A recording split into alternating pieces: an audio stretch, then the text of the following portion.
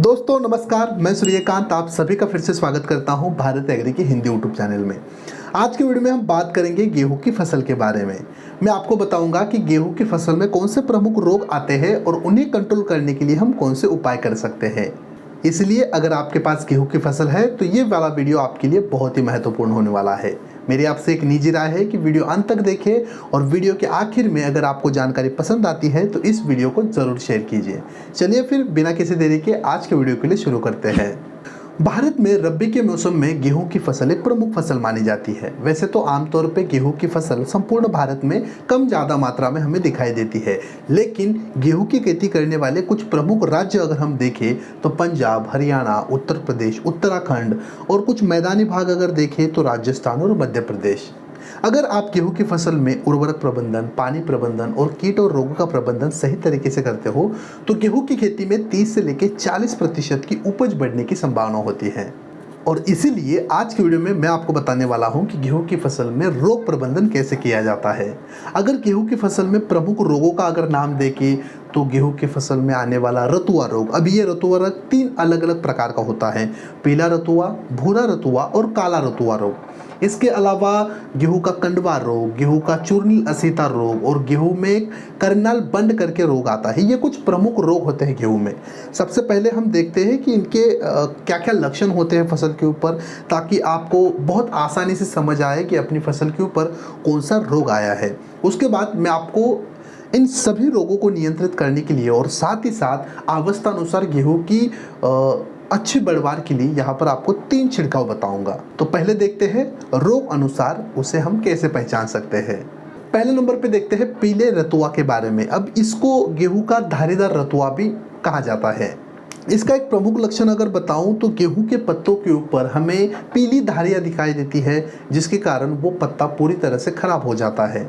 खराब पत्ता प्रकाश संश्लेषण नहीं कर सकता, जिसके कारण गेहूं की फसल में पीला रतुआ आने के बाद हमें 5 से लेकर 10% में उपज की गिरावट दिखाई देती है। गेहूं के दाने, गेहूं के बीज, इनकी गुणवत्ता भी कम होती है। दूसरे नंबर पे देखते हैं भूरा रतुआ, जिसे हम गेहूं का पत्ती रतुआ भी कहते हैं।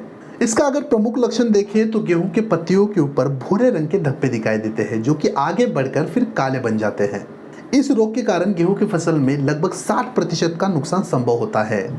इसके कारण गेहूं के पत्ते जो होते हैं वो सूख जाते हैं, दाने हल्के रह जाते हैं, जिसके कारण उपज में भारी मात्रा में गिरावट दिखाई देती है। अगर हम तीसरे रतुए की बात करें यानी काला रतुआ के बारे में अगर हम देखें तो इसे हम तना रतुआ भी कहते हैं। इसके प्रमुख लक्षण में हमें गेहूं के तने के ऊपर लाल और भूरे रंग के धब्बे दिखाई देते हैं। इसका प्रकोप ज्यादातर देर से बुआई किए जाने वाले गेहूं की फसल के ऊपर दिखाई देता है। आगे चलकर अब बात करते हैं गेहूं के कंडवा रोग की। गेहूं की फसल में कंडवा रोग एक बीज जनित फफूंद रोग है।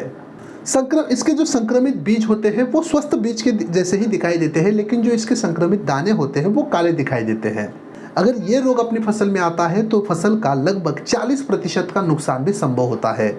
अब बात करते हैं गेहूं के चूर्णिल असीता रोग के बारे में, जिसे हम पाउडर मिल्ड्यू भी कहते हैं। इसका प्रमुख लक्षण अगर देखें तो गेहूं के फसल के ऊपर, गेहूं के पत्तों के ऊपर हमें आटे जैसे एक पाउडर दिखाई देती है सफेद रंग की, या फिर हमें पाउडर समान सफेद धब्बे दिखाई देते हैं। फसल में ये रोग का प्रकोप बढ़ने के बाद दाने हल्के बन जाते हैं या फिर खोखले बन जाते हैं। अगर हम बात करें गेहूं के आखिरी और घातक रोग की तो वो है करनाल बंड रोग। फसल में इसका प्रकोप हो जाने पर जो गेहूं की बाली होती है, संक्रमित रोगी बाली होती है, उसके सारे दाने काले नहीं पड़ते हैं। कुछ दाने काले पड़ जाते हैं और कुछ वैसे ही रह जाते हैं। संक्रमित दाने आगे चलकर एक काली चूर्ण में या फिर पाउडर में बदल जाते हैं। उनसे हमें एक मछली की दुर्गंध आती है। दोस्तों अभी मैंने आपको गेहूं के कुछ प्रमुख रोग, उनके नाम और लक्षण के बारे में बताया है। अब हम देखेंगे कि इसके लिए हमें एकीकृत तरीके से कौन कौन से उपाय करने हैं। एकीकृत प्रबंधन में देखें तो हमें इन रोगों को टालने के लिए गेहूं की बुआई करने से पहले खेत की गहरी जुताई करनी है, समय पे बुआई करना है। बुआई के लिए जो बीज होते हैं वो हमें स्वस्थ बीज का चुनाव करना है। बीज के ऊपर बीज उपचार हमें बिना भूले करना है। जिस क्षेत्र में, जिस ज़मीन में हम गेहूं की बुआई करने वाले हैं उसमें अच्छी जल निकासी हो, इसका भी हमें ध्यान रखना है।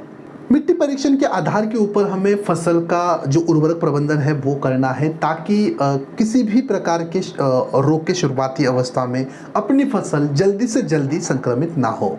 फसल के ऊपर अगर प्रकोप बढ़ जाता है तो सीधे हमें छिड़काव का उपयोग करना है। दोस्तों, मैं कोई आपको स्पेसिफिक छिड़काव नहीं बताऊंगा, मैं आपको गेहूं की फसल में लिए जाने वाले 3 ऐसे छिड़काव बताऊंगा जिसमें आपकी गेहूं की पैदावार भी होगी, उपज भी बढ़ेगी, क्वालिटी भी बढ़ेगी और रोगों का नियंत्रण भी होगा।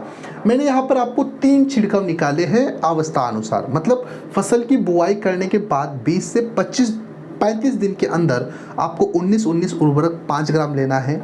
उसी में आपको माइक्रोन्यूट्रिएंट मिक्सचर 1 ग्राम मिलाना है और एक कवकनाशी जिसका नाम है यूपीएल कंपनी का साप कवकनाशी, इसे हमें 2 ग्राम लेना है।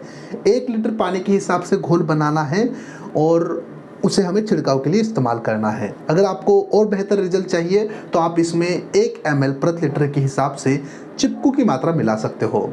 दूसरा छिड़काव लेना है जब फसल हमारी 50 से लेकर 65 दिन की हो जाए।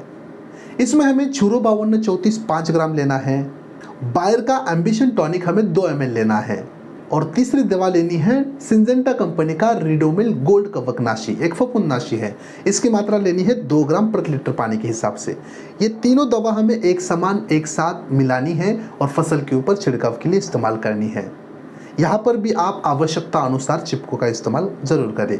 और तीसरा छिड़काव हमें लेना है जब हमारी फसल 80 से लेकर 95 दिन की बन जाए।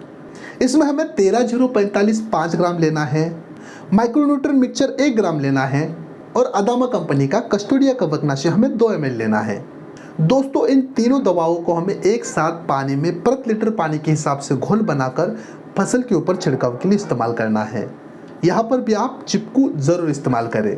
इस प्रकार ये 3 छिड़काव अगर आप गेहूं की फसल के ऊपर लेते हो तो डेफिनेटली रोग कंट्रोल हो जाएंगे और उपज में आपको भारी सुधार दिखाई देगा। तो चलिए दोस्तों, ये थी जानकारी गेहूं की फसल के प्रमुख रोग और उनके कंट्रोल के बारे में। अगर आपको गेहूं की फसल के बारे में और जानकारी प्राप्त करनी है तो ज़रूर आज ही हमारे भारत एग्री ऐप को भेज दें और वहाँ से हमारे कृषि डॉक्टर को वीडियो कॉल करें। अभी जितने भी दवा के मैंने आपको नाम इस वीडियो में बताए हैं वो सारी दवा आप घर बैठे भारत एग्री ऐप से कृषि दुकान के ऊपर क्लिक करके खरीदी कर सकते हो। हर खरीदी पर आपको ढेर सारा डिस्काउंट मिलता है, फ्री फास्ट डिलीवरी मिलती है और हर प्रोडक्ट ओरिजिनल होने की गारंटी भी। तो चलिए फिर, वीडियो कैसा लगा कमेंट्स बॉक्स में ज़रूर बताएं। वीडियो अगर पसंद आता है तो मेरे आपसे एक रिक्वेस्ट है कि वीडियो को लाइक्स कमेंट शेयर करें और अभी तक Bharat Agri Hindi YouTube channel को सब्सक्राइब नहीं किया है तो कृपया सब्सक्राइब करें और साइड वाले बेल आइकन को जरूर क्लिक कीजिए। मिलते हैं अगले एक नए वीडियो में, तब तक के लिए धन्यवाद।